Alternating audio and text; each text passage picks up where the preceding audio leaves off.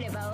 OK。Kill Michael Myers!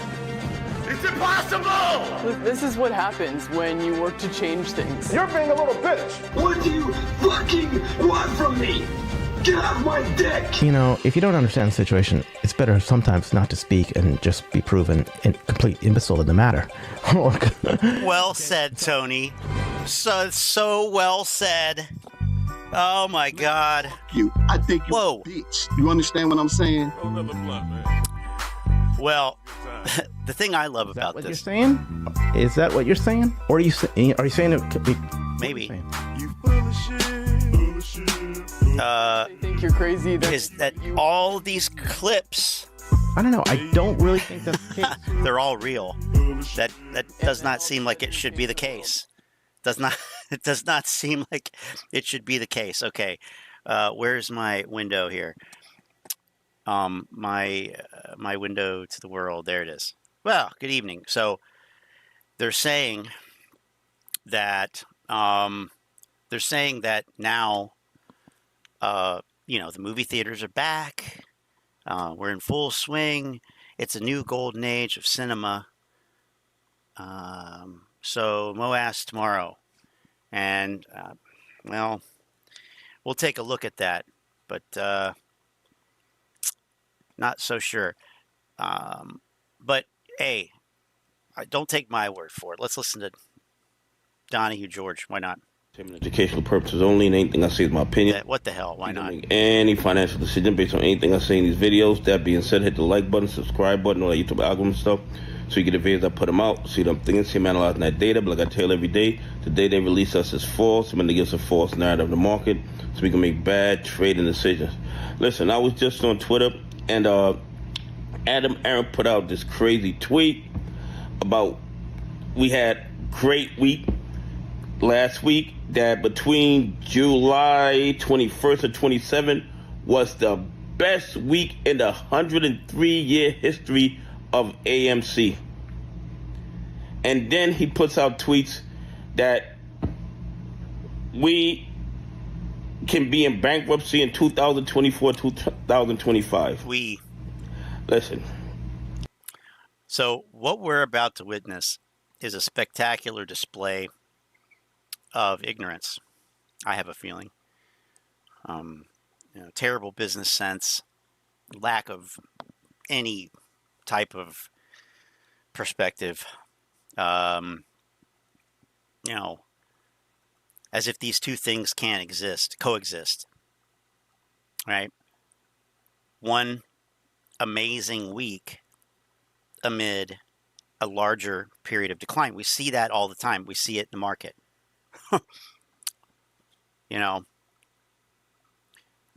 Bear market rallies.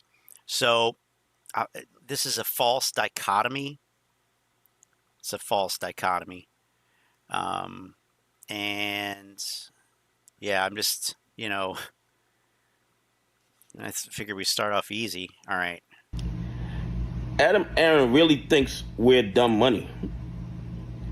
He sends us conflicted information. Conflicted information. To AMC's horn that business is doing well, and then he wants us to believe business is doing well, quote unquote, because there were two movies that came out that were very popular.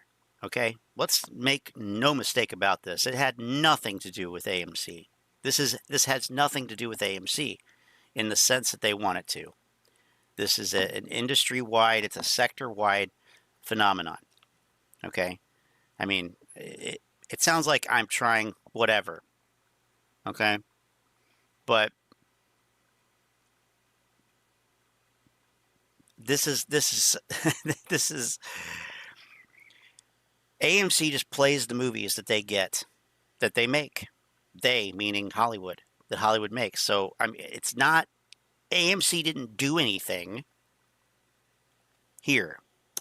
Believe that we're at risk for bankruptcy. He wants the courts to believe that we're at risk for bankruptcy, when in my opinion, it can't happen. And I'm not telling you to buy, hold, or sell. It can't happen? Okay. What I'm telling you is the numbers. The numbers that we see coming out of the movie theater, the popcorn flying off the shelves, the Visa card.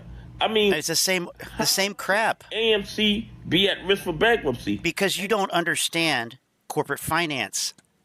Because you don't understand corporate finance, plain and simple. It doesn't need to go beyond that. What a joke! What a joke! Yeah, sit there in your T-shirt and tell us why, you don't believe that. All right. Let's say here, the same way people say we won the Super Bowl, but they literally have zero to do with the organization, never earned a dime from it. Okay, Urban 8, I got it. You got some energy. I understand you bought some AMC and MULN. Or was it GTII? We'll get there. Get to the next one. All right, fine. Just for that, you get Al from Boston. How about that? It's Al from Boston. Let's kick it off. Hey, let's kick it off. This is a FOIA request I sent out in April, right? They just got back to me. This is an information I requested from the Federal Reserve System. Okay. Specifically to AMC, right? Derivatives, regarding Susquehanna, Citadel, any kind of trading derivatives associated with AMC, monetary decisions based on their intercommunications regarding APE and AMC. They sent me this document. Hold on for a sec, guys. Okay, here we go. Any discussions or assessments of the relationship between the primary dealer, including Citadel Securities, Susquehanna, Federal Reserve, particularly in relation to the participation in open market operations and treasury actions, blah, blah, blah, this, that, and the other, any financial monitoring or analysis, any coordination, communication between the two, right? Any emails between the Federal Reserve Chairman, the Treasury, or yeah, right. This is a complete fantasy. It's not even in the correct format. You don't ask for generalized documents as if they're going to go through it and look and see if it's no. Get the fuck out of here. Representative, what a clown. CC, FINRA, AMC, or anybody else, right? This is what they wrote. Staff searched board records and located records responsive to your request. I have determined, however, this information consists of pre-decisional deliberations, i.e., example given, interagency communication reflecting staff policymaking. The information is subject to withholding and will be held pursuant to exemption 5. Wait a minute. Hold on. Sorry, I'm eating cereal. Okay. Located records responsive to your request. Okay. I have determined, however, that this information consists of pre-decisional deliberations, e.g. interagency communications reflecting staff decision-making. Listen to what he says. This is ridiculous. This guy can't read. I have determined, however, this information consists of pre-decisional deliberations, i.e., example given, interagency communication reflecting staff policymaking. The information not even close, partner. Not even close. But yeah, so it's going to be withheld, basically. Is subject to withholding. You can't just ask for a bunch of shit. 5 USC, blah, blah, blah. I've also determined the information. I mean, you can, but because it is reasonably foreseeable that the disclosure would harm an interest protected by an exemption described in Section B of the FOIA, 5 USC 552 Bravo. Probably market makers. The responsive document has been reviewed under requirements. Probably market makers. But no reasonably segregable, non-exempt information was found. According to approximately 7 pages of the information will be withheld in full. That's how big it is. Therefore, your request is denied in full. Denied in full. For the reasons stated above. Okay. If you still believe you have a legal right to this information being withheld, you may administratively appeal by writing to the office of secretary, blah, blah, blah, this clown and whatever. So there you go. That's how deep this thing goes. It goes all the way up to the Federal Reserve. Wow. What does that tell you about your fucking stock? You think it's just a $4 stock? It's a $5 stock? No. It's the end all. It's a pocket. Oh my Why God. would the Federal Reserve be talking about APE and AMC? Why would they? Here we go. I mean, straw man, take your pick of logical fallacies here. You know, you got about 4 or 5 to choose from. I mean, seriously. And the Urban Ape, dude, chill out. Chill out. I don't. But this is the reason why I'm listening to this, because of his proselytizing here. Like this is what I came for. This is what I came for. A dumbass, testifying to the, the truth of Moass. Let's go back. About your fucking stuff. What does this tell you? And whatever. So there you go. So this is this is so great. It's so fucking. It's so horrible that it's fantastic. That's how deep this thing goes. It goes all the way up to the Federal Reserve. What does that tell you about your fucking stock? You think it's just a $4 stock? It's a $5 stock? No. It's the end all. It's apocalypse. Why would the Federal Reserve be talking about APE and AMC? Why would they be doing that? Why would they be doing that? Have you ever asked yourself why they would deny that? Why would the Federal Reserve? Why would the Federal fucking Reserve not share information? Why would they be having to do with AMC at all? or ape. Why would they do that? There's a lot Mr. Aron isn't telling us. There's a lot. Well, I mean, you asked for anything having to do with AMC or from January 2021 to present. I mean, wasn't there like a major lack of liquidity that happened in 2021 that AMC was, centered around? DTCC was involved, NSCC was involved. Doesn't surprise me that the Federal Reserve is involved. When you're talking about the nation's central bank. The government isn't telling us about the security. And there you go. This is it. Hey, I told Lynn. you once, I told you again. This is the play. This is the fucking play. This is it. This is it. Nothing else. Why would they be hiding this shit, man?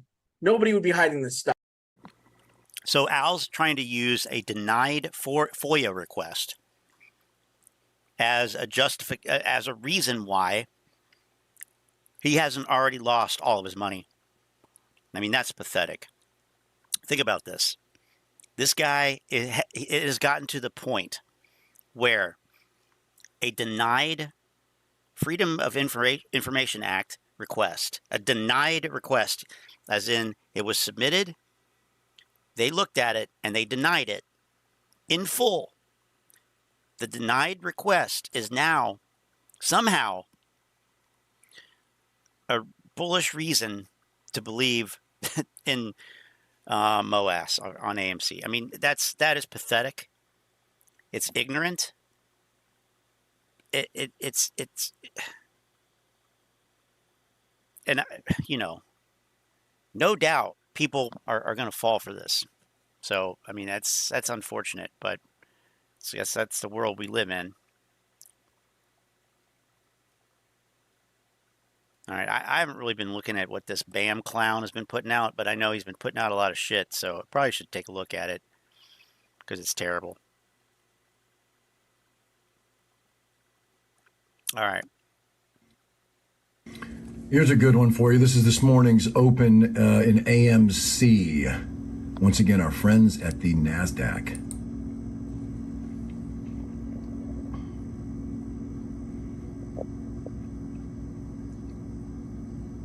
And here they come, ladies and gentlemen, the one-share traders in the NASDAQ filling the screen.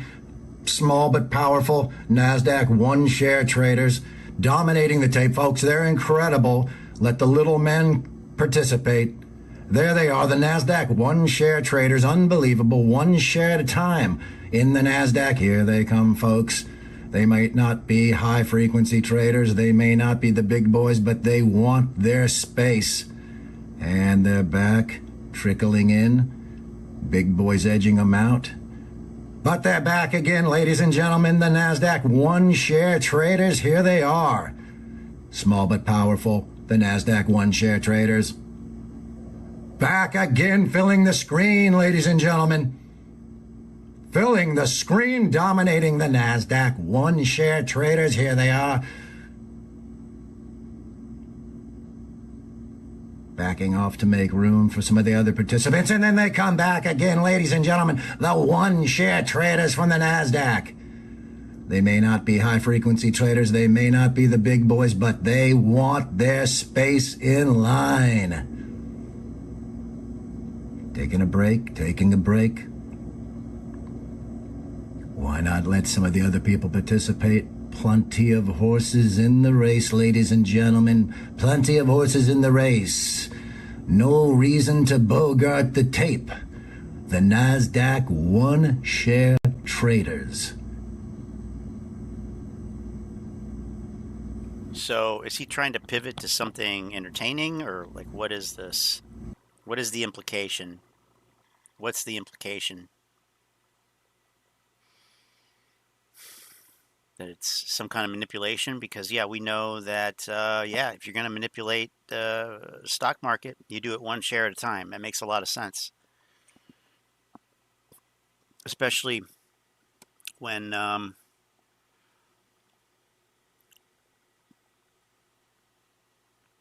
yeah, I mean, all these are basically at the same price executed. What is this guy talking about? 467, all the same. What's the problem here? 467. There's a bunch at 50. Why isn't he making a big deal about that?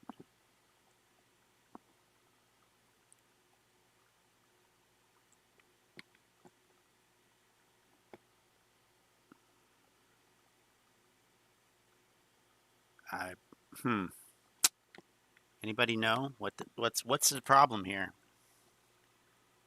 Let's see. The thing that irks me about grifters like Al from Boston is that when AMC finally goes under, he will blame hedges. But if it ever goes up, he will take credit. Like he was right all along.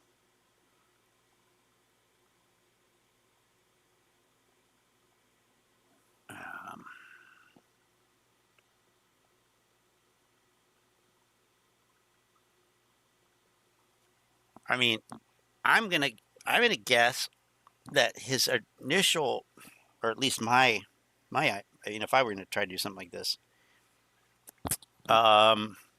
would be, an auctioneer. I would do it as an auctioneer, not as a horse race announcer. But he probably can't auctioneer, and I'm not saying that I can, although I was trying to learn back during the pandemic a little bit. But then I had to go. Then I got a job. I had to go back to work, so I couldn't practice auctioneering all day anymore. But yeah, what is this guy? What is this guy on here? BAM Investor shows price manipulation of AMC stock at the open as predatory short sellers pull out all the stops to suppress upside price movement. Oh, okay. Pull out all the stops to suppress price movement. Like, what are you talking about? These say here, they say 467 NASDAQ odd lot above ask. Above ask. Above ask. How is that taking away upward price momentum? These shares were executed above the ask. What the fuck? At ask. That means that there was a purchase. That means that these were purchases of shares. If it was at the ask or above, that's a purchase. What is he talking about? What a fucking idiot. Oh my God.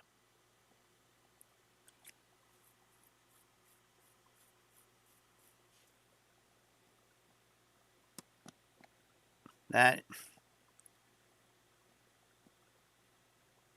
Okay. Oh my God.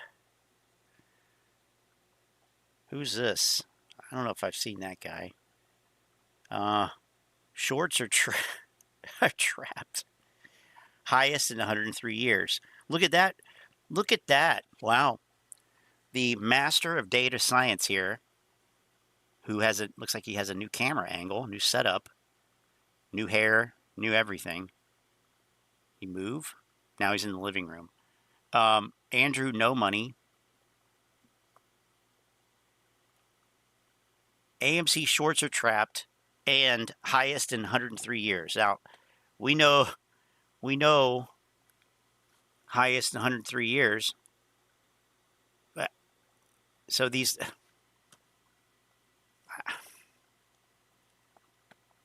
Professor Meatball, are you a Barbie? Or are you an Oppenheimer? That dapper dog in the corner right there over my shoulder is saying that it doesn't really matter.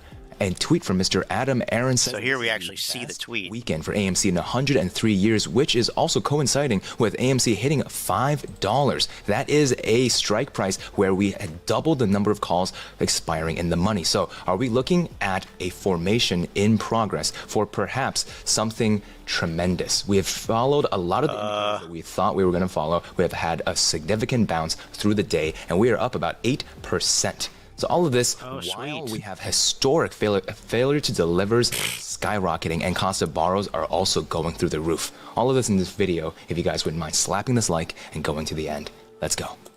Going to slap the like. I'm not going to do that, but I'll go to the end. All of this in this video, if you guys liked it, please have a way to get back out. And so we are looking at whether or not $5 can be a potential place that we can bounce up from, or is it going to be more of a resistance? What do you guys think? All of this in this video, if you guys liked it, please do check out the different opportunities to support the channel. The easiest way is to hit that join button next to the subscribe button, especially if you guys are old joiners and you want to join again. That's entirely up to you. But most importantly, Okay. Great video. AMC squeeze new proof. New proof. As if there's old proof. New proof. There's no proof. There's no new proof. There's no old proof.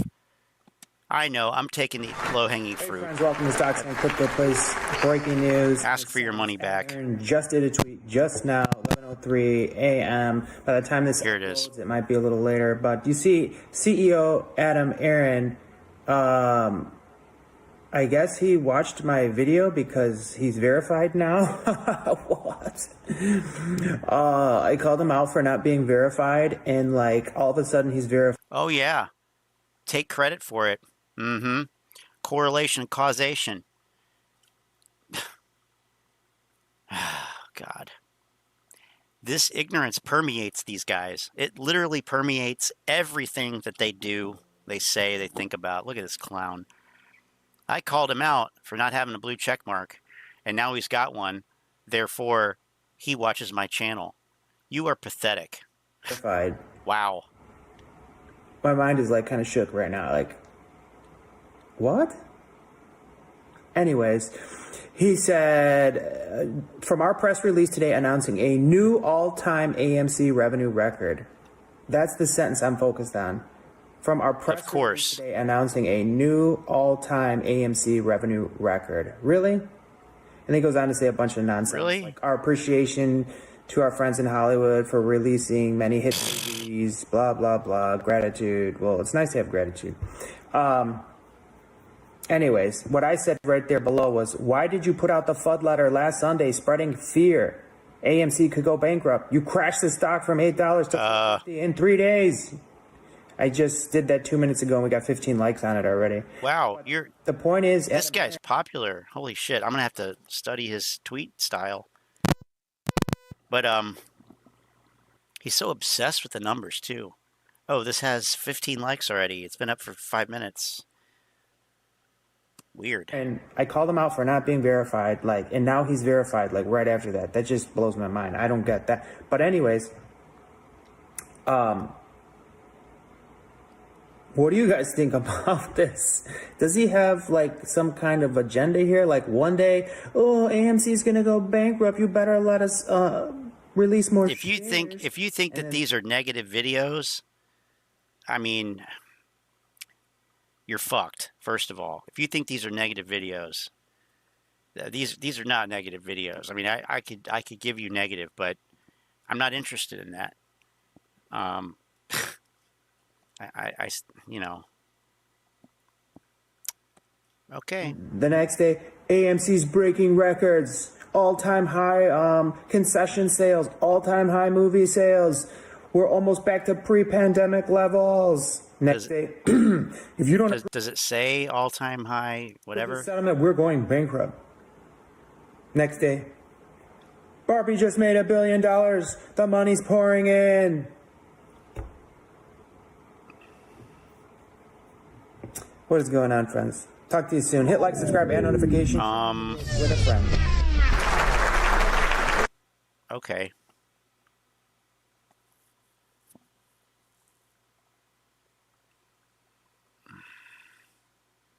The reverse stock split is a trap by Morant's Rants. Okay. All right, guys. Now, I know everyone's promoting the fact that AMC is about to pop because they're on the threshold list. I saw a video by Boss Blensky. He's completely wrong. That is so stupid, though. Oh my God. Like, okay. But I understand why. I understand why they think so. I understand why they fall for it. No, I don't understand that. I understand that they fall for it because they don't ask for proof on anything. They haven't from the beginning. So you can keep using the same shit even though it literally has never happened. This time it will. It'll be different this time. This time it will. Except it won't. Not because it hasn't already, but because the reasons why these things happen, the conditions, like, the conditions are totally different. Totally different. And if you don't think, tripling the float changes the dynamic, and you think you can still do what you were doing in 2021 when you had a float that was 1/3 the size, you're just not thinking. You're not using your brain. You're running on autopilot. You are running on a narrative. You're part of the cult. And, that's unfortunate. But, again, that's the world we live in, I guess, and whatever. And I'll explain. Shout out to the crew for sending this through and putting this together. The crew, percentage of AMC shares that are short, 29%. Now, when the conversion happens from APE shares to AMC shares, those APE shares are going to dilute the float of AMC. What they're also going to do is dilute the short percentage, because right now only 7% is reported on APE. That means you now have 14.9% total of the float that is short. And people have to understand this. The reverse stock split is going to allow AMC to dilute the float even more. So you're not only are you going to go from 14.94% short, you're now going to be in position to dilute the float, help out the shorts, with the potential float being, 556 million, as he's reporting that's what he wants to do. But you're going to have around 3.98% short at that point. The reverse stock split helps out the shorters. The conversion helps out the shorters. Sure. I don't know about this math. I can't tell you that that's correct. I don't even know. Understand 0.9.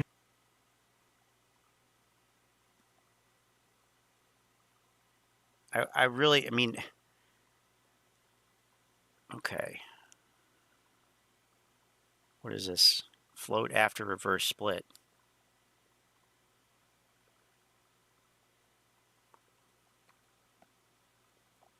I don't really care.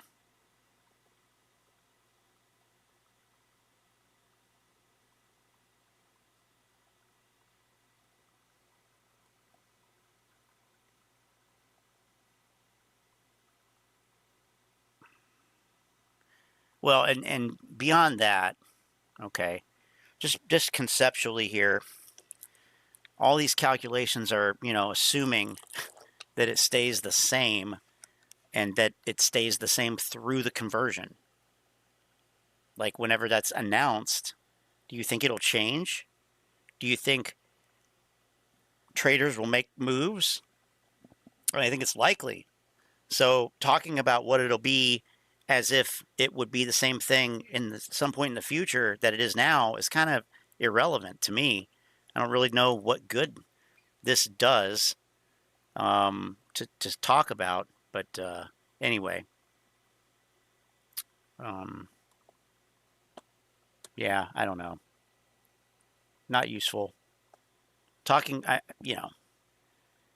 but for me, short interest percentage of the float is, I don't care about that. Doesn't matter. Lou. There's Lou. Black belt trader. 10,000 counterfeit AMC shares.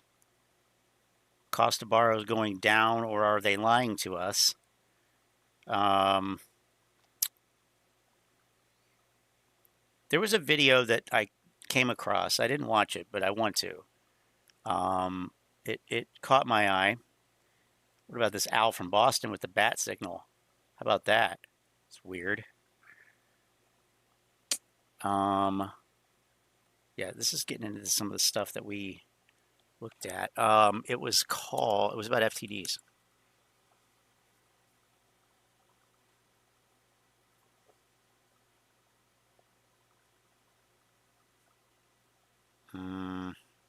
Right here, stock retail. Why you've been getting FTDs wrong and how to get them right. Now it's 21 minutes. I'm not watching the whole thing, but let's see what we got. Hey guys, what's up? Stock retail coming back to you. Probably at about 70% today. If you followed me on Twitter, you know that I've been having a fight with COVID over the last week. So that sucks. Which for day 25 today. I had done a video once before on sort of T plus 35 and some other things. This is another angle. I'm seeing a lot of accounts, at least on Twitter anyway, probably a few clickbait on YouTube as well, that are basically, let's call it mathing FTDs incorrectly. And I want you guys to know how to get this right. It's a common mistake. It's something that apes have tried to correct, frankly, for years. But, you know, we're constantly rotating in new people. There's millions of us. There are still some people getting it wrong. So I want to help you guys know how to get it right. So we're going to talk about that today. Before I do, just a little bit of bullishness on the movies. Awesome to see. I actually looked at the last 7 days. The domestic box office is like 488 million. I'm not even counting Haunted Mansions previews on Thursday night, nor am I counting there was another, like a little indie horror flick that's coming out. So I'm not counting that one either. And even without those preview dollars, like I said, domestic box was 488 million. For context, that might actually be the second biggest week in the domestic box office's history. It's bonkers, guys, how big it is right now. And obviously it's not just Barbenheimer, because you've got Indy, you've got Mission Impossible, Elemental has shown legs, as family movies often do.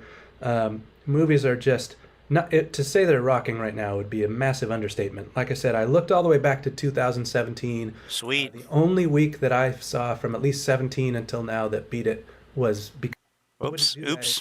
Box with okay. All right, here we go. Let's get to the FTD nonsense. Bait on FTDs, or in some cases, if it's good apes, how to just gently correct them and help them to get it right. So here's the bottom line. The biggest thing, the most common mistake I see that's completely wrong about FTDs is people try to add them up. You cannot add up FTDs. Okay. This is a screenshot here from the SEC. Been saying this for 2 years. The SEC. That's where the FTD report is. If you ever see anybody sharing the sort of day-by-day breakdown of FTDs, now I'm not talking about the threshold report. That's on the NYSE. Oops. Okay. Means like if, let's say, institution A had, if you think about like real kind of easy to understand, that's what I see a lot of accounts all over Twitter doing, and I've seen it with some YouTube people. People will say, man, look at the back half of June. I'll make up a number here. There's 50 million FTDs, and it's like, no, not even close. That's not true. So let's keep going, and then we'll talk about it. You know, Tony's got a great point here, and this is something that I've kind of talked about a little bit. I mean, this really goes straight to the point. I don't see a problem with diluting the stock of AMC. Apes can buy it back. Don't apes want to own the whole float? Yes, I mean, I thought that they did. That's a fantastic point.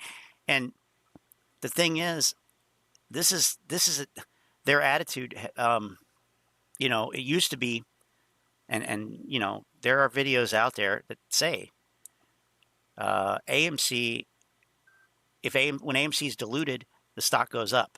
It's not like other stocks. When it gets diluted, the stock goes up. Well, I don't know what happened to that. They abandoned that narrative, I guess, because it started going down. But yeah, I don't understand that. The whole point, I guess, of trying to force a short squeeze, which is absurd anyway. At this point, this stage in the game, this point, where we're at, and algorithmic, high frequency, high speed, ultra liquid markets. I mean, I just think it's, well, we see how well it worked,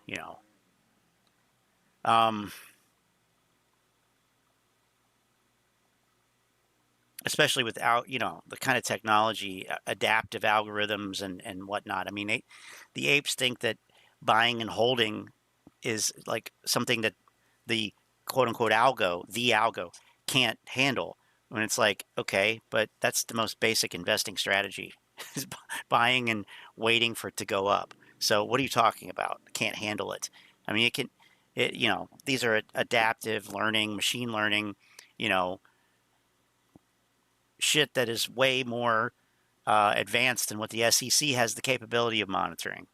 So, I mean, it's just ridiculous. Okay. Why? Yeah, good point. I mean, the only thing I can imagine is they can't buy it. So if they can't buy it, they don't want anybody to have it.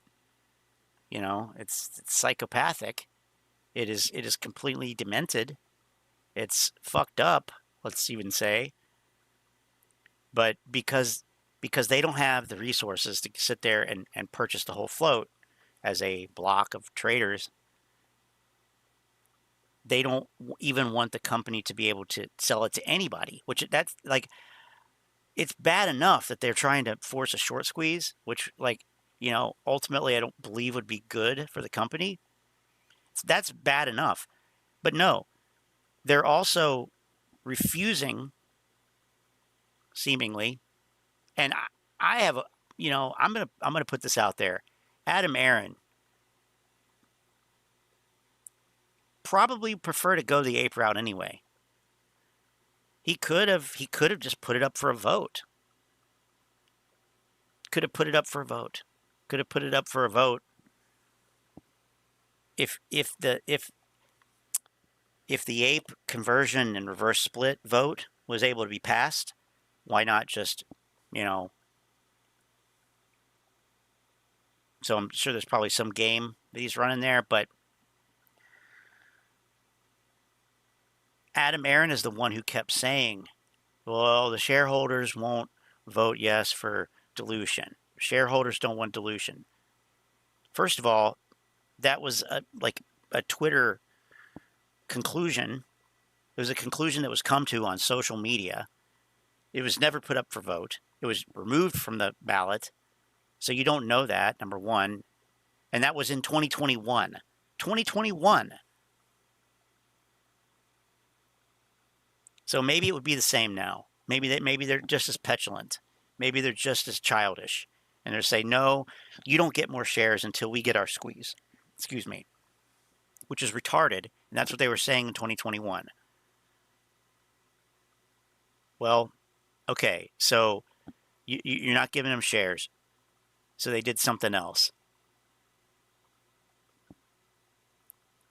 I mean, like, something's got to give. You can't have it both ways. You can't have it both ways. Why not just close the fucking company now? Just close the doors. That's what you're going to do. Just close the doors. Do it, with dignity while you still got some money in the bank to do it. I don't know. What is the point? It's a charade. These shareholders are toxic. These are the worst shareholders you could ever imagine having for your company.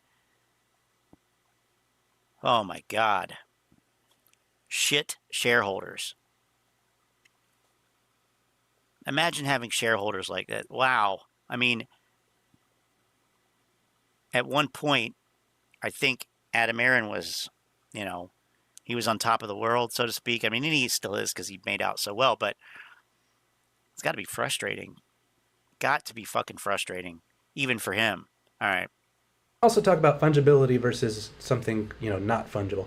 If you think about like when you put $50 in your bank account and say you also took $50 out, the bank doesn't care what $50 is which. Like cash is something called fungible. Doesn't matter, what's the $50 in your account and what's the $50 that went out. That honestly doesn't matter. But with FTDs, they're not fungible, and that's going to matter. We're going to talk about why. So it means like if, let's say, institution A had a million shares of FTDs, but institution B, and institution A clears 1 million shares of their FTDs, but institution B brings in 1 million shares of FTDs. So the total on the report wouldn't change. Remember that last screen we just talked about? It's the what goes out plus what comes in. you know, take 1 million out, put 1 million in, the FTD report would show no change. But actually, like the T plus 35 clock and all the things we talk about and whether it's on the threshold list, that would radically change. Oh, it would? So, for example, let's say this institution A had needed to clear theirs, and they go clear them, but institution B creates a bunch of new ones. We might be sitting here going, how could it be on the threshold list again? Like, it's supposed to be cleared. Well, we might not know behind the scenes, actually, one group did clear theirs, and another group started from day one. But we just saw the same 1 million units show up on both days. So there's a lot of math behind this, and you've got to understand it's not all things equal here. There were 1 million shares from institution A that disappeared in this case, and 1 million new FTDs that show up. The report might say 1 million either way, but those are not the same FTDs. That matters. And it still points to corruption, guys. So I'm not wiping this away. We're going to talk about corruption. We're going to talk about how this is a real problem. But I also just want you guys to understand the data so you don't scream bloody murder and kind of make apes look like we don't know what we're talking about. Well, all right. So it's too late for that. It is way too late for that. Let's look at the SEC's language again. This is at the bottom here, another screenshot straight from the SEC's language about this report. They say, thus, it's important to note that the age of fails cannot be determined by looking at these numbers, right? So that's what I just talked through. Let's say you had 1 million shares. Yeah, we got that. Or sources. Those been there because they're just going to use easy numbers. And let's say on Monday. Okay. So what's the point here? The running total at the end of every day. That's all it is. You can't add them up. Finally, a note on timing, and then we're going to maybe talk through some data just to look at it. You probably already know because you see people tweet this. We get just a twice a month update, so the first half of a month. Yeah. So this is what everybody's been talking about, right? There absolutely is a huge spike. So let's look at this. I've just added my own column. All these first bunch of columns come straight from the report, and then I've added what's the daily change, because this is what I'm trying to help you see of how you want to look at this. So you can see on the 15th of June, we landed, think of it as a landing number. At the end of the day, there was like this 2.6 million shares of FTDs on APE. Guys, that's way too high. It should never be anything remotely. Way too high? According to whom? According to what? Your opinion? I mean, it's way too high. Go look at FTDs on like Apple, even Tesla. Yeah, Apple and Tesla don't have dumbass hodlers who are sitting there losing. They're sitting there having lost 90% of their equity, not because of reverse split, because they went down that much. Like, that is a disingenuous comparison. These are not the same at all. Not the same at all. Not the same type of investor. Nothing alike. So, does it make sense? No. Any other major company, like, okay, even small. You all have the same views. Why can't you be open to opposing views? What kind of opposing views? That FTDs actually matter? What kind of opposing views? That there are billions of synthetic shares? I mean, we're going with where the fucking facts lead. I don't know how many times I have to say this, okay? Like, I am not going to sit here and coddle your ass. That's what you want. You want to feel like, oh, but maybe he's wrong. Bye. No, absolutely fucking not. Unsubscribe if you want to. I don't need ape gobbledygook baby talk in the chat. Okay? I don't want it, don't need it. That's already more time than I care to spend explaining why I can't give opposing views. An opposing view. Here's an opposing view. Your Moass is a fantasy.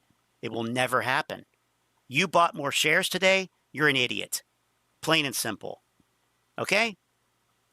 Yeah. This is still not even a negative video, buddy. It's still not even fucking negative.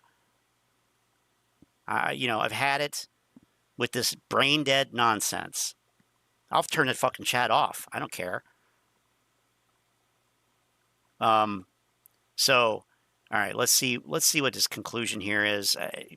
So been known now how to get this right for, since the spring of 2021, we all started correcting each other. So no, you didn't. You did not correct each other. Anymore. People need to pay attention, and we need to get this right. So please start helping. How about getting this right? Talk about how FTDs are not the same thing as short covering. Talk about how they don't have to be quote unquote covered by quote unquote buying the stock.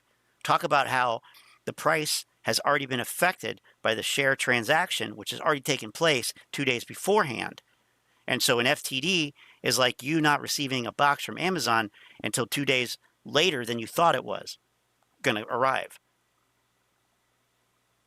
Not that they didn't charge your card, not that the transaction doesn't show up on your bank statement, just that you didn't receive it yet, which is a difference.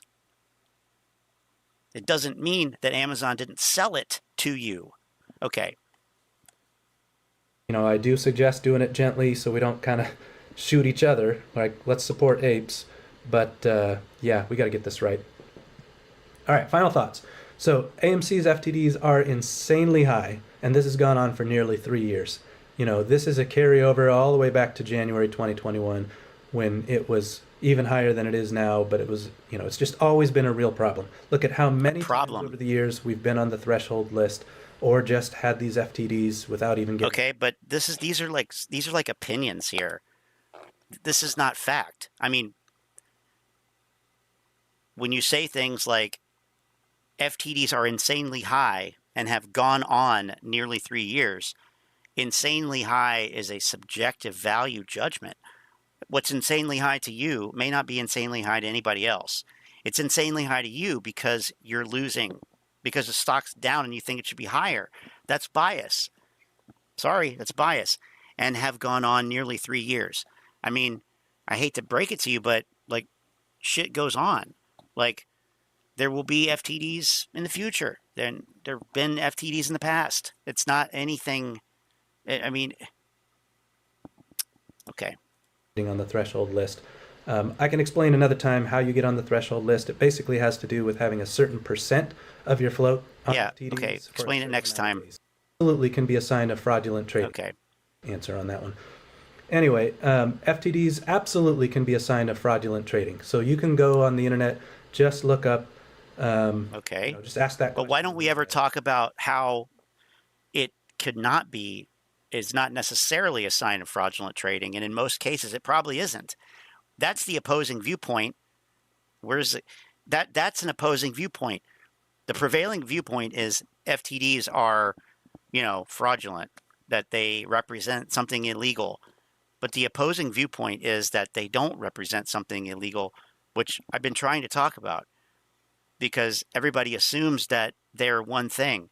And I'm saying, look, you're not even considering all of this other stuff that you probably done yourself. I bet I have no doubt that at least some of these fails have been from the side of a retail investor selling. Yeah, absolutely. And not even short selling. Okay.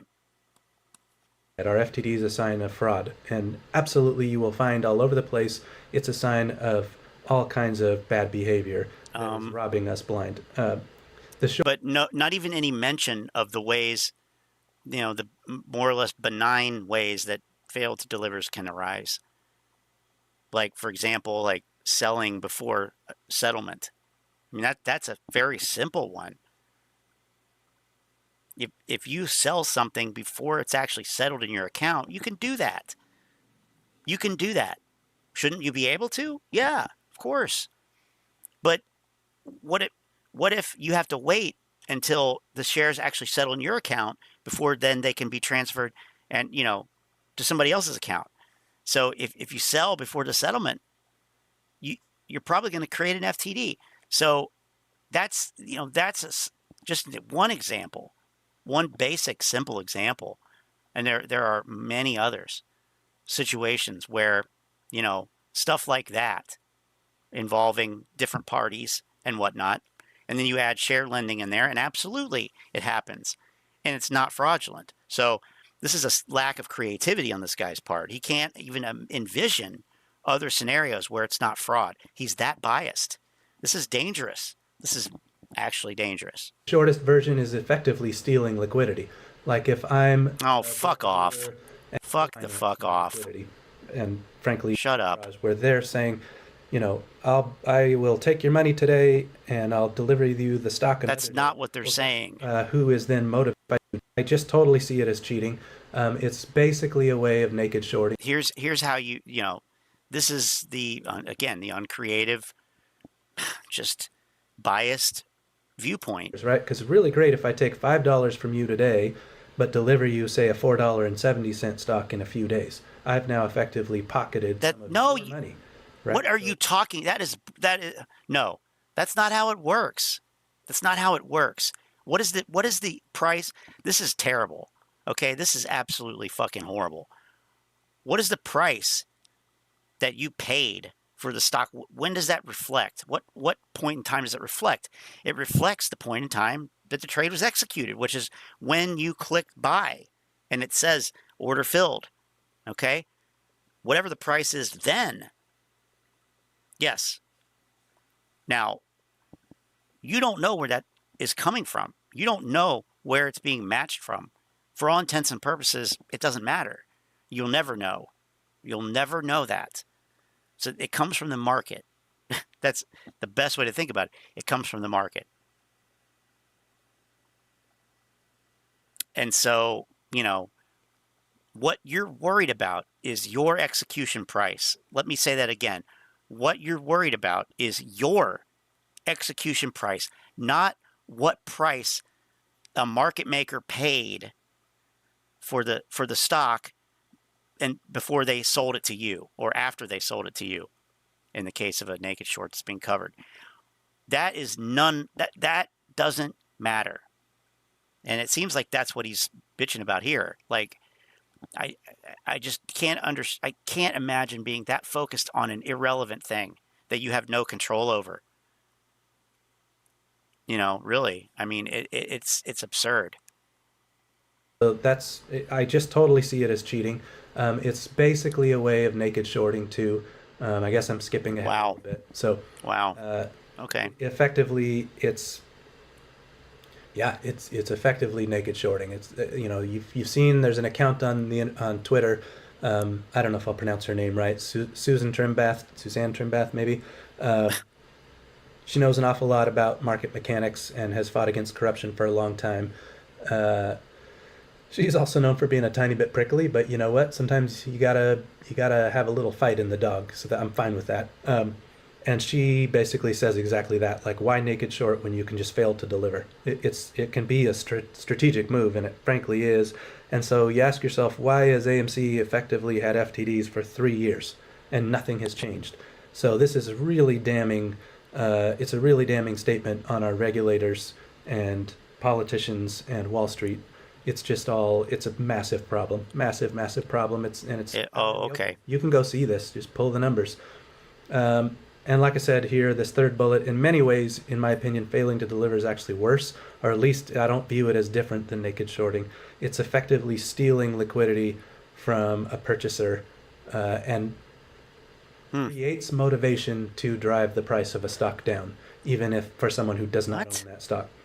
So that's a real problem. It needs to be stopped. It's further proof we're fighting corruption on. Oh my God.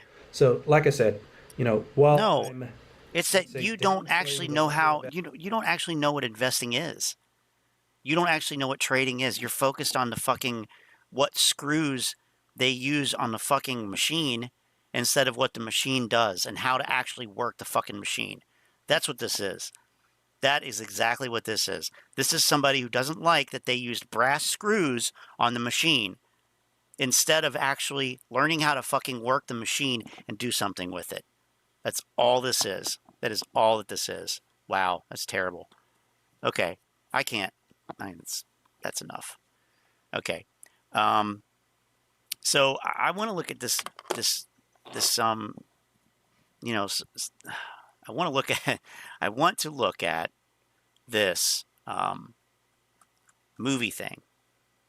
Is it the new golden age golden age of cinema? And I don't know if there's anything on YouTube.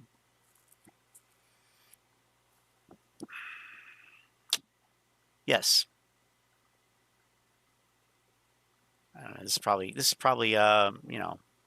Francis Ford Coppola predicts a golden age of cinema after the success of original films Barbie and Oppenheimer. Why does Coppola think there will be a golden age of cinema? Oh, this is great.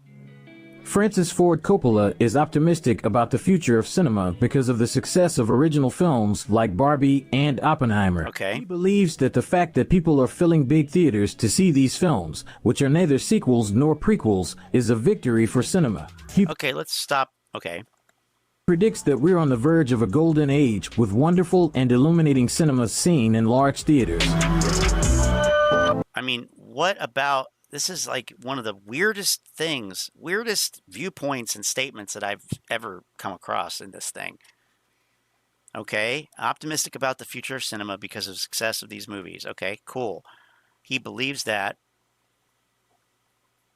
the fact that people are filling big theaters to see these films, which are neither sequels nor prequels, is a victory for cinema. Well, how about this, Frank? Okay, how about the fact that your overlords are more concerned about making money, making as much money as they can by remaking and coming out with sequels and third and fourth and fifth and sixth movies than what? Oh, sorry about that. They're worried about cash grabbing, you know, with these remakes and all this, than coming out with original content. Or maybe they can't come out with original content that's any good anymore. But the one time that they do, it's like an amazing phenomenon that's the best, you know, week ever in the history of the history of the world with cinema, you know, going back to the dinosaurs. And it's like, yeah, because people, you know, are interested in actually something that's different. They don't want to see the same fucking thing over and over. They don't want to see another fucking Star Wars. Well, maybe they do, but, you know, so this is not like, and so the second thought I have here is, one reason I know that he's, or at least feel strongly that this guy is wrong about this, he's wrong about this, is that, or he's mistaken at least, is that we're not going to have a bunch of non-sequel, non-prequel movies coming out. Like, this is an aberration. It's an anomaly. It's, you know, atypical. It's not going to be the case all the time. So, you know, it's like weird that you would go at this angle with this. The fact that people are filling theaters to see films that are like different, maybe in some way, or at least not part of a series of films. But so that is a sign that, you know, you're entering a new phase of cinema, yet it's atypical that this would even happen. So it probably won't happen that often in the near future. It's just a fucking weird, dumbass statement, in my opinion. Tony says the apes have tried everything: blaming, showing graphics, writing letters, the devil, Chinese, the hedges, the 1% CEO, the board of directors, the SEC, anyone, then the opposite side. Corrupted with fantasy. Yep.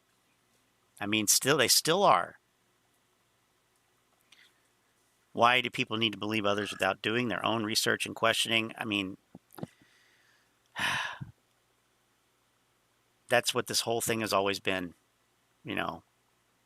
Sadly, it's been, you know, I used to say it's basically a big game of telephone. Like, one thing happens, and then it you know, from one person to the next, from one YouTuber social media post to the next, it gets corrupted And then eventually we get to these, like that understanding of failure to deliver that we just looked at, like, and he thinks that he's, doing everyone a favor by explaining it. And it's like the ultimate of ironic Dunning-Kruger, just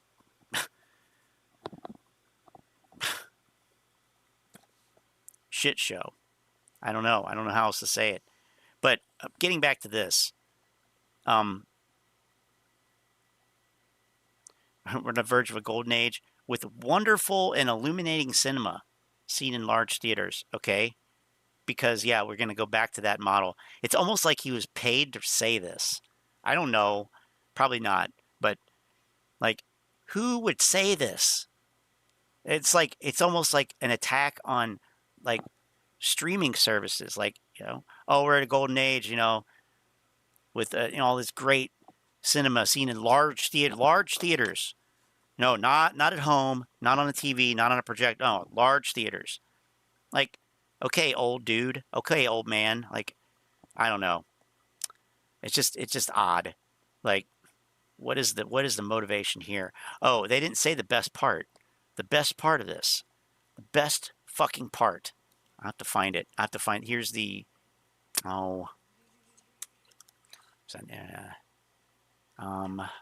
shoot. Well, I searched for golden age of cinema here, and there's it's all over the news, but if there's one by Reuters, then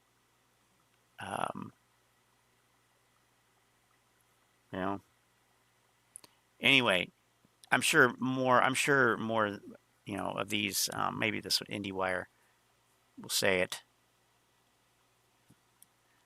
Okay, here we go.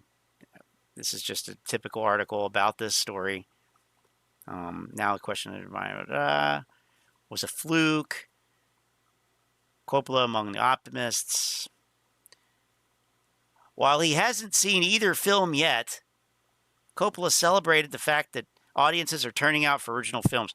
Quote, I have yet to see them.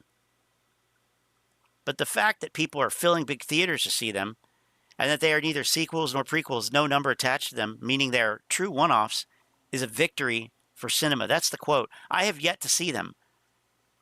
But, it's a new golden age. What? I don't know what is going on there, but that to me is ridiculous. I mean, like, this almost seems like a parody article. Like it should be on The Onion. Like, oh, I haven't seen them, but hey, you know what? Things are about to change because of these things. But I haven't seen them yet. I'll get around to it. So it's an era that will be so golden that maybe he'll actually go see the movies. I don't know. Just weird. Isn't that weird? I don't know. I think it's weird. I haven't seen them. Just to be clear, I didn't actually see them, but I heard that they were so good that it's going to change everything. Trust them, bro. Don't trust me. Okay, let's see here.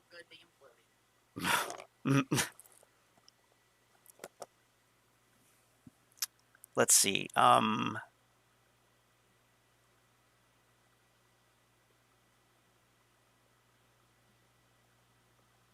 Let's see. I don't know.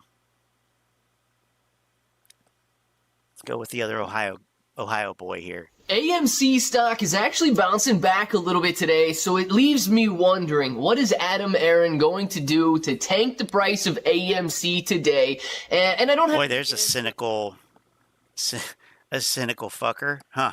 with that just yet, but I do want to discuss some of his latest tweets. I don't know if this is rallying retail investors. I don't know if it's causing the price to rise a little bit, but they are very optimistic tweets, and he's always got to come in with a little bit of a, I don't know, catching people off guard with a side-handed punch or something, and knocking the wind out of them. So let's go over some of these tweets, and I also want to look at the revenue for AMC Entertainment, because Adam Aron is heavily focused on the fact that we are not yet at pre-pandemic levels. AMC Entertainment is not yet surpassed revenues of 2019.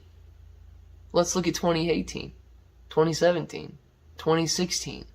It's very nice when you compare to peak revenues. It's nice when Adam Aron can say, we're not there yet. Please give me access to $16 billion. But it is not necessary. He claims that it is. Oh, it's not necessarily. Let's trust this kid here. He says it's not necessary. I mean, listen to this. I mean, wow. Let's discuss it. Let's go over the numbers, and if it sounds like something you're interested in. No. The best year ever. If you haven't clicked that subscribe button, make sure to subscribe to the channel. Join Creepy. We are here every single day, and we are growing our portfolios together. Now, look, if you guys are brand new to investing, you don't know how or where to buy stocks and crypto, God damn it, no. Adam Aron in all of his tweets this morning, and then we're going to jump into some of the revenue numbers, because this man makes it seem like, and I don't even know why, but he makes it seem like if we don't. Well, I guarantee that in the I don't even know why part, this morning, and then we're going to jump into some of the revenue numbers, because this man makes it seem like, and I don't even know why, but. Well, I would, chances are it's because you don't know what you're talking about. You don't know what you're doing. You don't understand. You're already talking about revenue. So that is a red flag right there. You're talking about revenue because Adam Aron and CEOs, they love to tout revenue. I don't care about, at the end of the day, I don't care about revenue. Revenue, I mean, yeah, sure. It's good to have revenue. It's good to have more revenue. But I want to know, what's the profit? What's the margin? You know? What is the margin? Is it even worth it?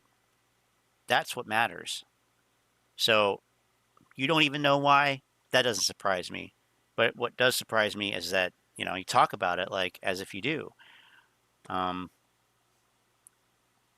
He talks about it as if he knows what he's talking about, but he doesn't know why Adam Aron is talking about this, which inherently implies that he doesn't understand it.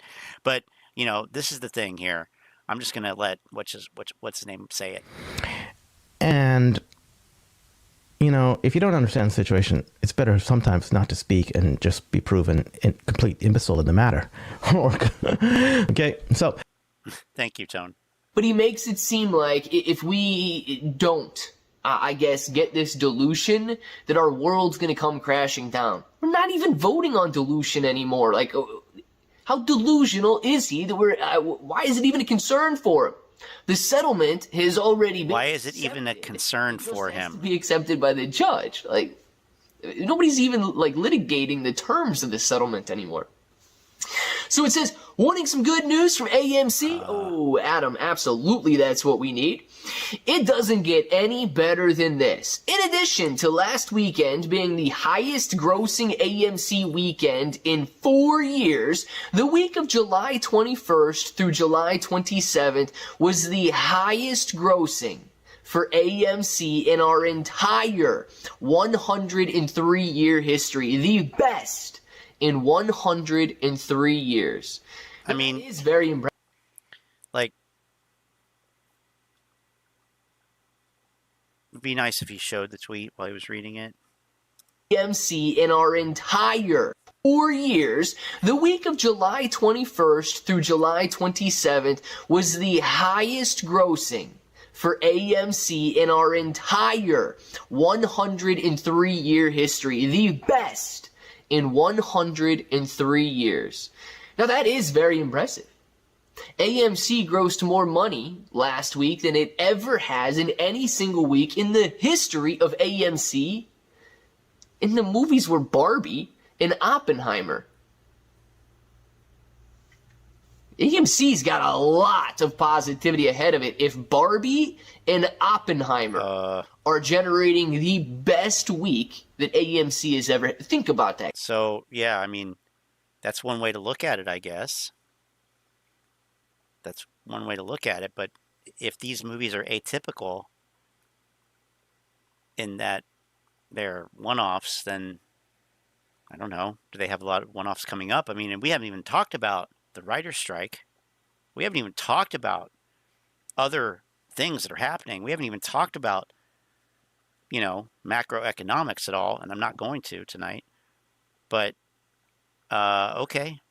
That, guys. Barbie and Oppenheimer created the best week ever for AMC, and this man is worried about his future revenue, his future cash. Because he knows that it's going to be Fast and Furious 75 and Star Wars whatever and whatever else.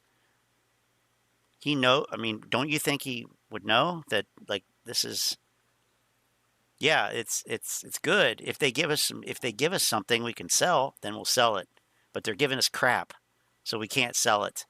So, and I know they're going to give us more crap, especially if the writers are on strike. I mean, it's not brain surgery. It's not rocket surgery here. Not rocket surgery. And there's more. The boom at theaters continued this weekend. Thursday to Sunday, July 27th to the 30th, was the third top box office weekend for AMC globally since we reopened in 2020 after pandemic closures. This follows last weekend being the first highest grossing weekend since our reopening. AMC Entertainment has never in its history been doing better than it is right now. You can look at 2019. You can look at any year in history that you. I beg to differ. That's not. Has no. never done better than it currently is. You cannot say that based on fucking revenue. You can't say that based on revenue. What are you talking about? That's ridiculous. You can't say that. How much money did you make? How much money of that do you get to keep? What percentage? Are you making money? Are they going to be profitable from this? That's the real question, isn't it? Great. You took in $4 billion. But did you actually get to keep any of it? Or did you still lose money? That will be the true test, right? For some reason, if you're rooting for a full pandemic recovery for AMC in 2024 or 2025, okay, as I am, the huge box office caused by Barbieheimer has to be a good and optimistic sign. Whoa, he should have ended it there, but this man for some reason needs to generate his own FUD. Still, if if YouTube didn't demonetize you for playing music, cue scary music. Still, none of this changes the year-to-date box office still remains lower than that of 2019. Or that there's uncertainty due to our having to cope with a potentially debilitating writers and actors strike. The risks I cited in my open letter a week ago are real. Don't forget those risks that AMC will run out of cash. He's going to spend all $1.6 billion. Don't forget that if he doesn't get to dilute you even further, AMC will file bankruptcy. Don't forget that Adam Aron cannot run a company. It is as simple as that. I don't know how. I don't know if Here we go. You guys need smacked across the face or what the deal, how to get it into you. But if Adam Aron is having the best performance in the history of the company, yet he cannot use that revenue to satisfy the liabilities, he cannot run AMC. Simple as that, guys. Simple as that. AMC has never performed. Wow, okay. And I understand they went through a very difficult time. What are you talking about? AMC has never performed better. How can you say that? How can you say that? You don't know that. That's not what this is indicating. If anything, I mean, we could chalk this up to inflation. A lot of it's due to inflation. Okay? A lot of it is due to inflation. Prices are higher. So prices are higher, So guess what? Your revenue is higher. That's I mean, I don't care about that. I want to know how much money you made. Wow. He needs to educate himself on business concepts in general. Like, yeah, you need to have revenue, but I mean, yeah, you need to have profit. I mean, chances are AMC is not even going to be profitable from this.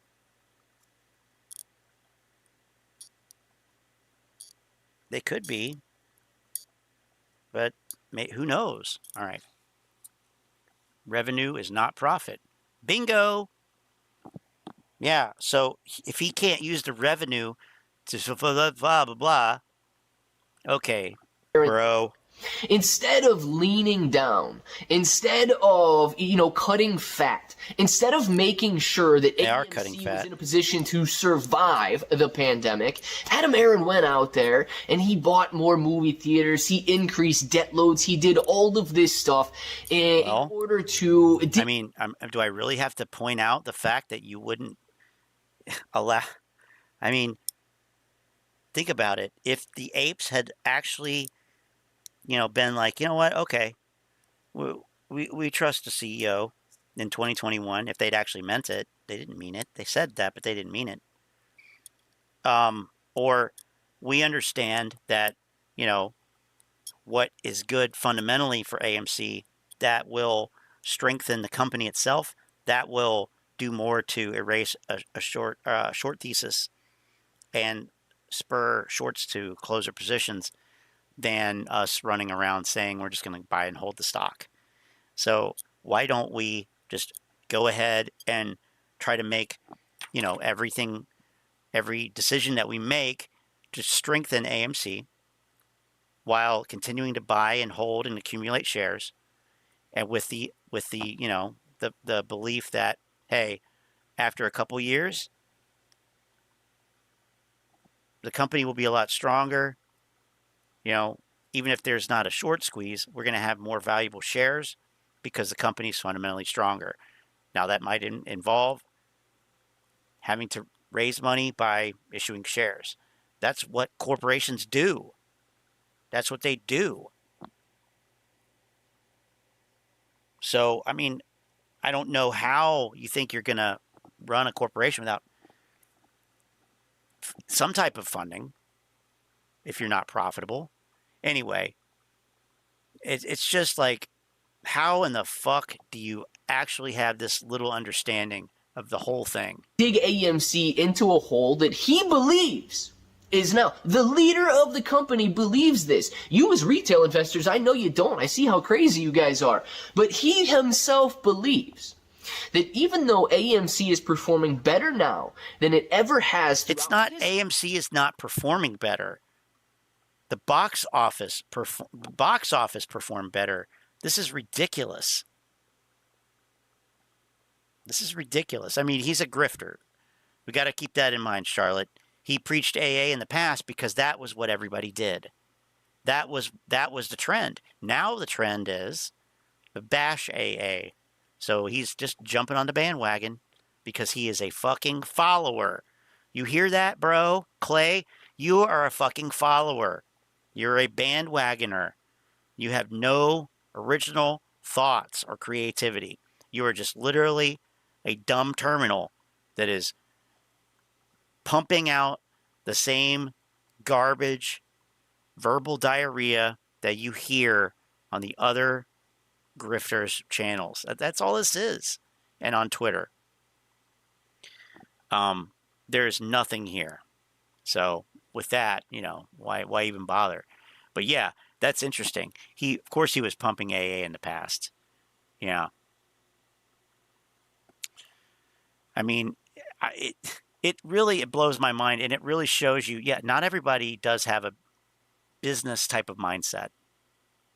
And if you don't have a business mindset, why don't you just shut up about it? Like, you're not helping. In fact, you're just bringing embarrassment to your group. Like, and the I don't know, the bravado, the overconfidence that, you know, you have more experience somehow, that you can tell from, you know, public balance sheet earnings releases. Oh, I can tell that he's lying. Their company's not in trouble. What? Are you looking at the same balance? No. You have no clue how to read it. You don't know what you're looking at. You're talking about revenue. Another hedge fund just collapsed, though. Another hedge fund. Oh, another one. There goes another one. Another one bites the dust. Did you hear the news? Okay, I got time for one more video. I don't even know what to play. I just let's see. What is this?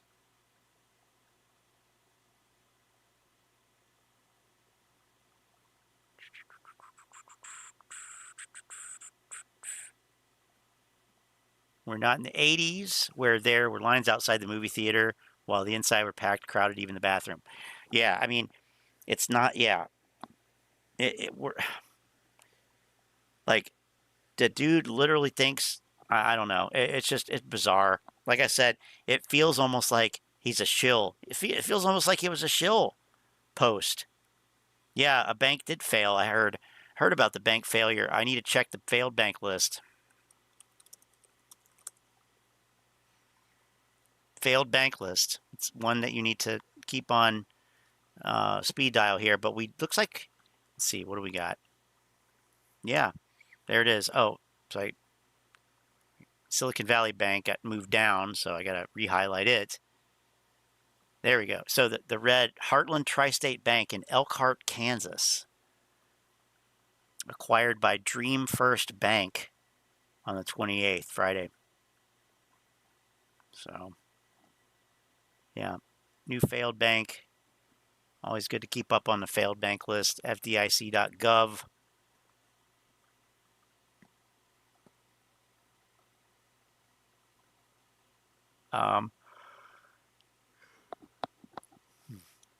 Trading with emotion charts. Ugh, God. High short interest. I mean,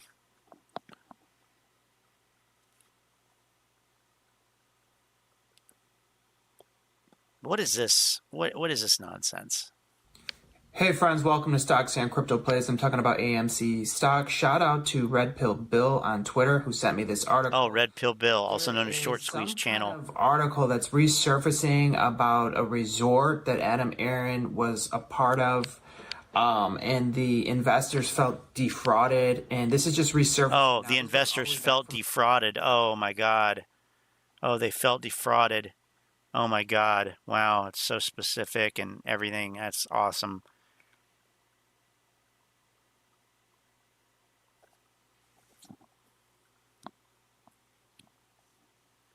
All right.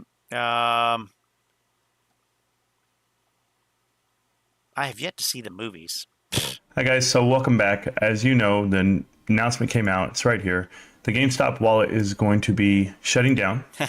And it says, due to regulatory uncertainty in the crypto space, GameStop has decided to remove its iOS and Chrome extension wallets from the market on November 1st, 2023. We advise that all customers ensure that they have access to their secret passphrase by October 1st, 2023.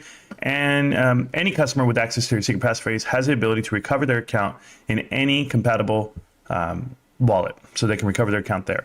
Now, some people have put out already. So what do you think? This is going to be, is this, you know, what is the reality here? I don't know.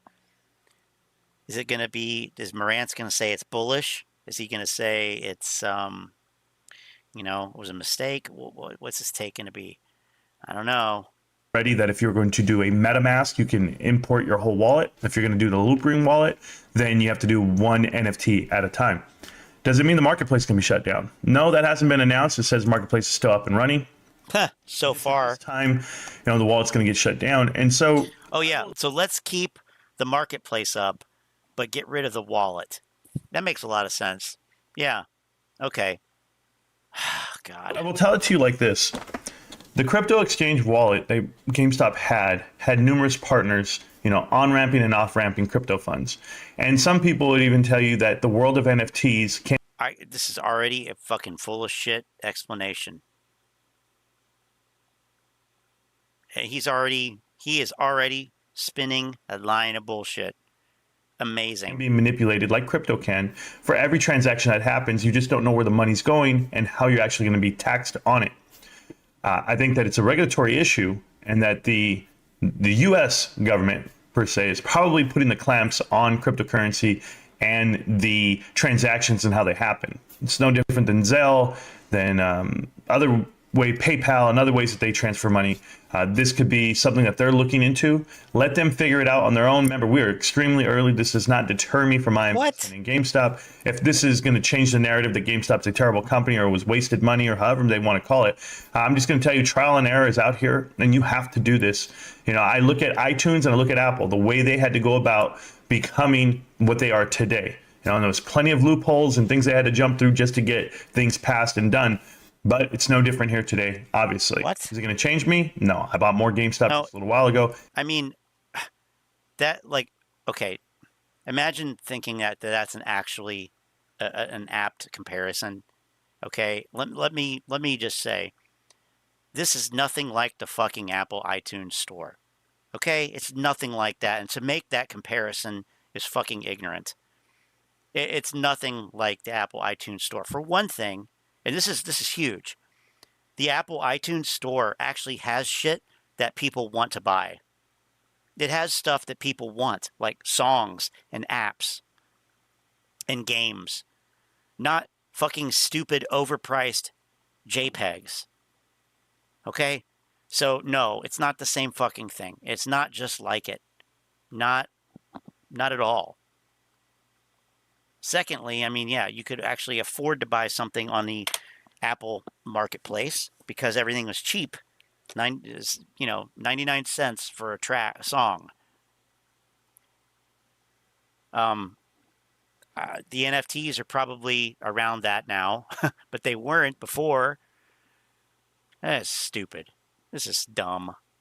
And I'll keep buying more every single day. I think the company's No, you're not. I love the leadership. But yes, is this a chink in the armor? Is this leadership? To be like, oh my God. What leadership? What leadership are you talking about? Ryan Cohen? I mean, or is it the idea of Ryan Cohen? I mean, it's not even Ryan Cohen. It's the idea of Ryan Cohen. Ryan Cohen is like a simulated CEO. And it's the idea of Ryan Cohen that he likes. Falling to pieces? No, it doesn't work that way for me. I love this company. I think they're making the right decisions the whole way through. This is probably the best decision for you. I mean, if you think that somebody is making the right decisions and you support every decision they make, you're probably not questioning the decisions then. So that's ignorant and stupid and biased. And I just described Morass. And obviously for them, and maybe if they're getting the clamps from outside regulatory forms. But I will tell you this too. Players still in the game. And if players still there, that's going to be another avenue of revenue that can come to GameStop. And GameStop's business model works. So they make money at the till, they make money online, they make money with players. Hopefully we'll see how it pans out. Okay. But I'm extremely excited for this company. This does not tear me down whatsoever. I'll be here again tomorrow and I'll keep buying more. That's just it. But enjoy the news, even if it's nobody bad news, cares. You still got to take it. Nobody. Why would anybody fucking care what you're buying? You're like, that's why I don't understand. Like, why somebody would come into my fucking chat and say, I bought AMC today. I bought Ape today. I'm buying MULN tomorrow. Congratulations. That, like, what do you want me to say? That was retarded? Why'd you do that? You wasted your money. You're never going to see it again. I don't care. Nobody cares. Nobody cares what you're buying. Nobody, it affects nothing. Your purchases don't mean shit. They don't. Sorry to say. He needs a straw for that line of BS. It's not a line. That's a lane. It's a lane of bullshit. GameStop. Can't stop, won't stop. GameStop. Yeah, I'll stop. Fuck you. Terrible. Absolute garbage. Imagine being that ignorant. For real. Holy fucking hell.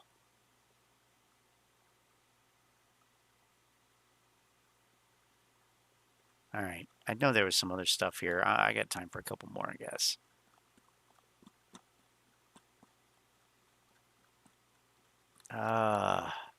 Jesus. Well, there was some funny ants trades. Let me just get this here.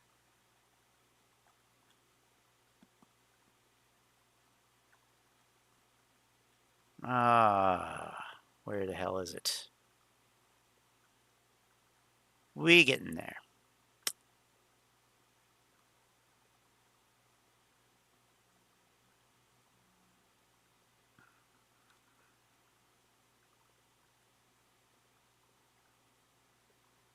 Aron killed the Moass in 2019. Oh my God. I can't believe it. I can't believe it.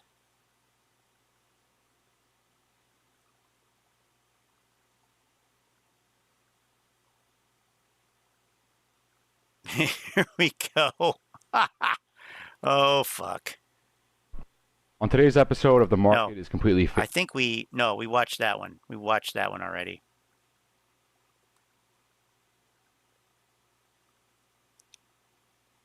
Okay, I guess we watched the ants trades thing. Everybody, Al from Boston. Let's kick it off. All right, so I wanted to make this quick video because I feel as if I can say this with a certain level of confidence. It's not 100%, of course, and nothing ever is in this play.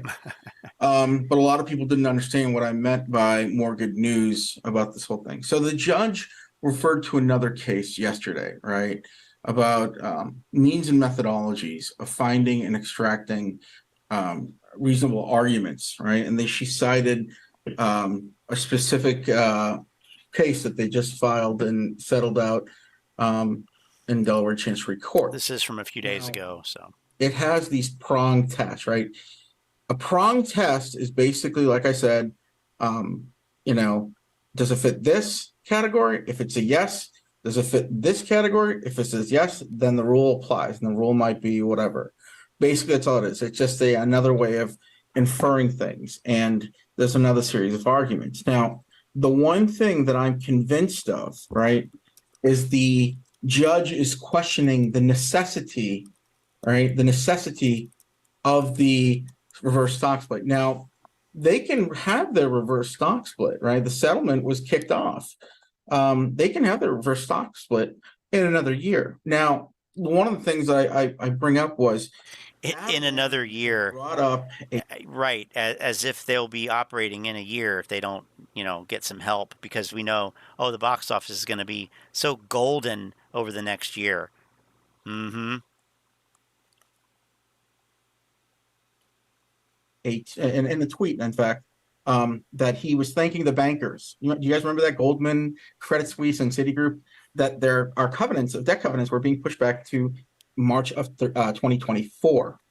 And that is kind of an indication that, hey, this thing probably can be pushed back a while in some sense, because, hey, we have time. We have time to accumulate some money, which is what is happening right now. The fact that Q3's already made $300 million in the box office. Yeah, I'm not exactly too worried about these things, you guys. I really am not. Oh boy, here we go. There's another one. Brought up also is that what if we just drop like 25 million shares of AMC at $4? What if we did that? Like the original thing that Aron wanted to do. If we did that, that's a different story. I would suggest that as an alternative means to doing a reverse stock split. Look at that. It was a foolish thing that we did. Oh, look at that. Yeah. Oh, is he really going to say it was a foolish thing that we didn't approve this in 2021? You fucking jackass. An alternative means to doing a reverse stock split. Because it was a foolish thing that we did back in 2021 saying, hey, we don't want any more shares, which was, I'll leave that one alone. But it was a dumb thing that we did. Now we've got a little money thrown away. We're saving money. We haven't really bought a lot. The volume is down way low. So maybe, if Aron were to drop AMC shares into the pot, we'd be able to buy those instead of having it to go to Citi or some other people and some. I mean, but isn't he forgetting the fact that I don't believe are there more AMC shares that can be issued? Are they authorized? Aren't all the authorized shares issued? I don't know. I mean, it's just a SEC document. You'd have to look up to know that. But I mean, yeah, I'm not sure. Roundabout way. I think that's a much more easy thing. I think you can gobble up 25 million considering how many people there are on this play that want shares and need shares, or even just a limited amount of money, that's not a big deal. If we do increment, like, 10 million shares here at $10. Al trying to sell dilution. That'll bring the stock price up. It absolutely will. That's fucking hilarious. And he'll get what he wants, which is more money. It's not what he wants. It's not that he wants more money. It's that the company needs operating capital. I mean, how can you... Jesus Christ, brain dead. People that are fundamentally allergic to slow, steady, progressive growth. They're looking for a fast, quick way of raising capital. And in a business like this, you have to pay your bills and you have to get rid of debt. You have to be out of debt. One of the things I couldn't believe that he did was when he came on as CEO in 2015, late 2015, 2016, the company had $2 billion worth of debt, $2 billion with a B, right? My question is, why on earth would you just start acquiring companies right then and there? It was just foolish. It was just accruing debt, more debt. Well, because it's more revenue, more profit. That's stupid. If you have $2 billion in debt, you pay the fucking thing off. You pay it all off. Well, not necessarily. Keep adding on to the debt. You're being smart. Nonetheless, I feel more confident because the judge is seeing the fact that Adam Aron really doesn't have any really leg to stand on. The trial lawyers don't have any leg to stand on because, quote, the movies are back. And I'm sure that the judge has gone through his Twitter account and looked and seen that, hey, the movies are back. He's making all these promos and she watches TV, she watches YouTube and everything else. She's young enough. I guarantee she's young enough. Seen so many movie adverts in the past couple of years, and she's going to say to her, or past couple of months, she's like, okay, movies are definitely on. People go to the movies all the time. It hasn't stopped, and the fact that, Barbie and this other movie, Oppenheimer, stuff like that, that tells you that the movie industry is fighting back and that the entire writer's strike thing is garbage, right? It's just a short little thing. It's not a what? Big deal. It wouldn't affect us anyway until 2024. What? Listen to that. Wow, he's pulling out all of the fucking FUD stops. Listen to this. That tells you that the movie industry is fighting back and that the entire writer's strike thing is garbage, right? It's just a short little thing. It's not a big deal. It wouldn't affect us anyway until 2025 anyhow. What a fucking asshole. Fuck you, Al. Fuck you. What a disrespectful fucking twit. I swear to God, these people are fucking the worst. Oh, it's total garbage. It's just a small thing. It's no big deal. No big fucking deal. Yeah, okay, sure. I mean, Jesus Christ. 2 years of grifting and this guy still sucks at it. Wow. So the only real resolute thing to do here is push the thing off, forego an actual judgment until 2024 when the debt covenants are due or close to due and see how much money we have. And during that period, we need to restrict Adam Aron from making acquisitions, toxic acquisitions, adding on to the debt.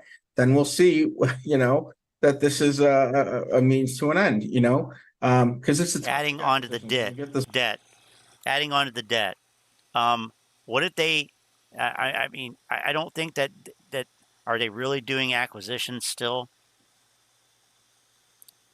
Yeah, stop doing that for sure. But I think it's more like literally like operating revenue, operating capital that they need, not money for acquisitions. Oh, God. This money, he blows it. He just pisses through it on these things, on acquisitions. So, guys, it's my belief that I'm much more comfortable saying that we're going to win this thing than I have been. I think the judge sees it. I'm pretty sure of it. I'm 90% certain that she sees what's going on. And the reverse stock split, however you want to frame it, can be pushed back until next year, fiscal year 2024, second quarter. I think it gives us some quarters to stretch our legs a little bit, to make some money. And we are making money. Don't think we're not.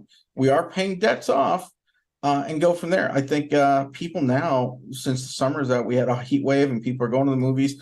People don't like being cooped up inside. The movies are booming. They're absolutely booming. We got great titles coming out this year and probably more next year, because people that ended the COVID pandemic, at the end of COVID, people were making movies. They were making productions. And there's a dozen or so great movies coming out in 2024. So the idea, this thesis of, hey, we're going to go bankrupt or imminent bankruptcy is very, very suspect. And also, if you notice what Adam said in that video, right, that very, very telling video that I made the other day, it's like, okay, it's like, let me find the video for you guys. This is so funny. He kind of shot himself in the ass, right? Look at what he wrote. The risk materially increases of AMC conceivably running out of cash in 2024, 2025. Conceivably. That's not a definitive article, right? Conceivably. It's possible is what he's saying. It's possible we could run out in 2024, 2025. That's why she read that thing. She's going to read it just like that. So guys, I don't understand what he's talking about, why he's saying one thing to one person, another thing to another, the court, and it's like, what? This doesn't make any sense. Which lie is it? You know? So that being said, I mean, believe the judge will approve, or if she does, she's going to push this back to the end of Q4. I'm sorry, end of Q2 or end of Q4, just to do the financial analysis and to see, you know, what's the company like, what's its holdings like, what's its bearing like.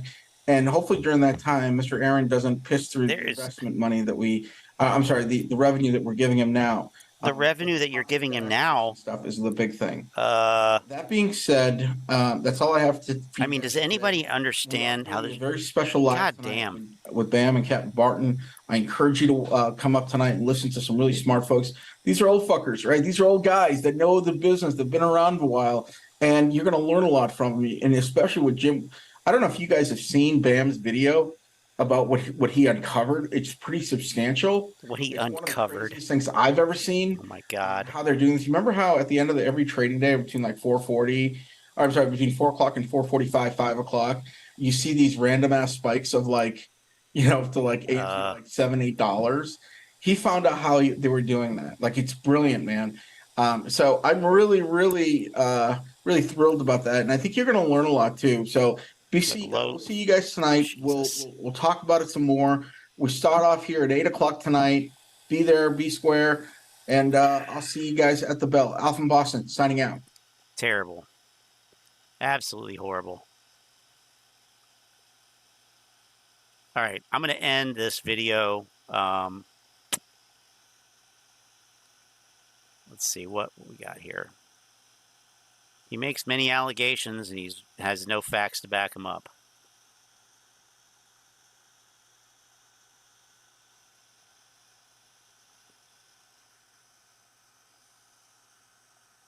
We got light videos. Light number of videos from this clown today.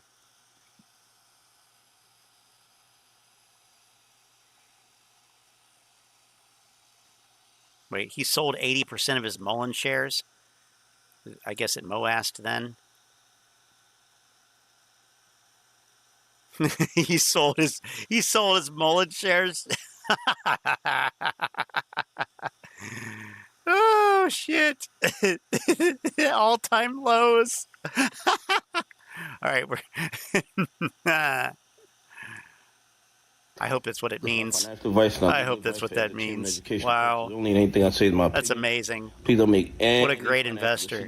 Based on anything in these videos. That being said, hit the like button, subscribe button, all that YouTube algorithm stuff, so you get the videos I put them out. See what I'm thinking, see analyzing that data. But like I tell you every day, the day they release us is false. Many gives a false narrative of the market, so we can make bad trading decisions. Listen,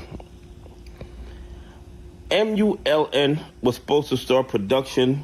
They were supposed to do a lot of things by the end of July. Well, today is the end of July, and they talk a lot. It's almost like, you know, they're total scam. Huh. Yeah, almost like they're a total scam. That's crazy. Well, you win some, you lose some, Don. I really haven't seen anything that makes me bullish on MULN anymore. Not saying that they won't. Oh boy. First, it's MULN. Then it's GME. Then it will be AMC. Mark my words. The dominoes are falling for Donahue George. He has no reason to be bullish on MULN. How long until he's no longer bullish on AMC? I don't know. Bizarre. Make wild moves in the future that might be better, but they haven't done any production.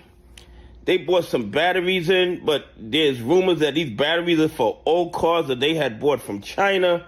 I mean, they need to do something, okay? And the earnings report is going to come out. They're going to have the meeting and blah, blah, blah, blah, blah.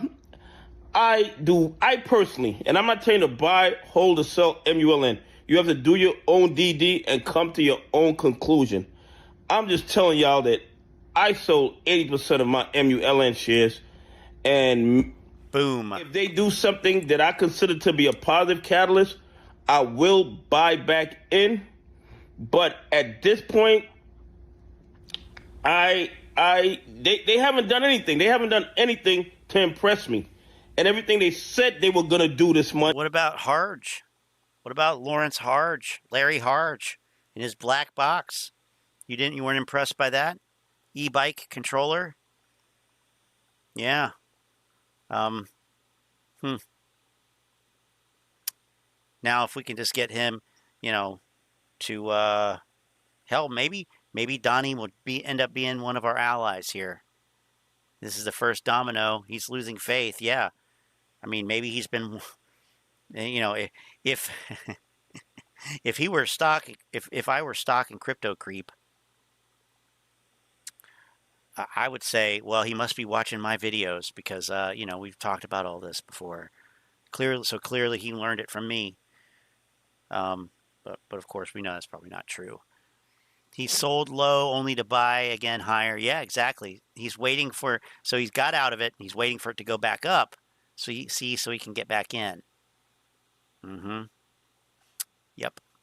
But they didn't do. This is the last day of the month. Where's the production? There's no production. Well, there's no production that I can verify. Let me put it like that. Not saying they're not doing. Maybe they are doing production, but I can't verify the production. So I didn't pull all out. I pulled 80% of my shares out of MULN. Once again, I'm not telling you to buy, hold, or sell. Do your own DD and do what's best for your pockets. For me personally, I am very bearish on MULN at this point, and that's why I took out 80% of my shares. Anyway, please leave some comments. Tell me what you think. Do you think the fact that MULN has not done any production that they guarantee would happen in July, do you think that is very bearish? Maybe we should use this as a contrarian indicator. Y'all on this journey with me. Bullish on MULN now. Contrarian indicator, bullish on MULN. I know somebody was asking for ape fathers. They're probably not here anymore because I ran them off. But, you just got to shut up with the ape shit. I just, you got plenty of places to go be a dumbass ape. My channel is not one of them. So, sorry, not sorry. God, this guy, oh my God. Looks like his views have gone down. Look at all these late night snacks. Gross. I don't see any reason to look at this. This is morbid. It's morbid.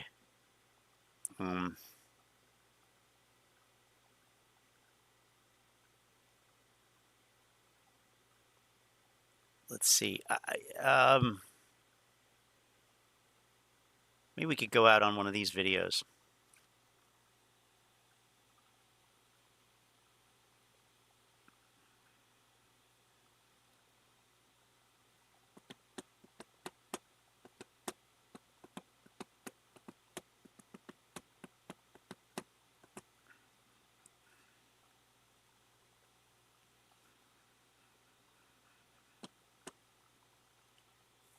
Welcome to the AMC Saga, a tale of survival. A real-life thriller from the chaotic stages of Wall Street to the tranquil households of millions worldwide. A towering colossus, AMC Entertainment, once held the world in its cinematic grip. Its silver screens, a source of joy, enlightenment, and diversion, illuminated the faces of countless spectators across the globe. But beneath the glamorous veneer, a tempest was stirring. As 2022 dawned, our protagonist, the mighty AMC, found itself teetering on a precipice. Its once abundant treasury was drying up, and the clock was ticking ominously towards 2023, a year that threatened to draw the curtains on this grand play. In the midst of turbulence, AMC's captains took a daring stance. A novel initiative, the AMC Preferred Equity, or APE, emerged, like a lifeboat tossed into the stormy financial waters. The company's CEO, Aron, proudly asserted, "Our creation of APE back in August will turn out to be what prevents a bankruptcy filing in 2023 by AMC." It was a crucial, strategic move by AMC's management and board to fend off an impending disaster. Yet, even as AMC danced on the knife's edge, a certain faction of its investors painted an illusion of prosperity. They turned a blind eye to the stark reality that the $480 million garnered from APE sales was barely enough to fuel AMC's operations for a few more quarters. The harsh truth was that AMC's survival hinged entirely on its highly dilutive APE offerings. Any suggestion that AMC could endure without this urgent recapitalization was akin to a perilous gamble, a toss of the dice that risked the very existence of the company. Investors who persistently championed AMC's invulnerability tread a precarious path. The cold, hard facts paint a picture of a company hovering on the brink of collapse, its lifeline woven from the creation of APE. This dangerous dance of misinformation is not only misleading, it's potentially devastating to those who take it at face value. And thus, we conclude this captivating saga. A stark reminder of the perilous impact of misinformation and the essential need for informed investment choices. Stay cautious, stay informed, and remember every investment has its tail. Until the next saga unfolds, this is your narrator, signing off.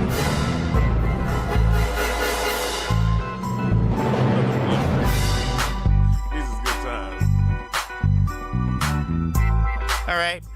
Hey, I like that. Go check out Pet Rock Miner's channel. Good stuff. Creative. I like it. Hey, thanks for hanging out. See you later.